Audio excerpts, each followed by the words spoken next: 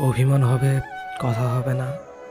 কথা না হওয়ার সময়টা কিছুক্ষণ থেকে বেড়ে গিয়ে দাঁড়াবে কিছুদিনে। ফোন হাতে বসে রবে, কেউ আগে কল দিবে না। অপেক্ষায় দিনরাত সব যাবে, তবু অভিমান হার মানবে না। একটা ব্যবধান তৈরি হবে, ভালোবাসা থাকবে, শুধু বদলে যাবে ভালোবাসার ধরনটা। অভিমানের হাত ধরে সব শেষ হবে একদিন, তুমি না চাইলেও হবে।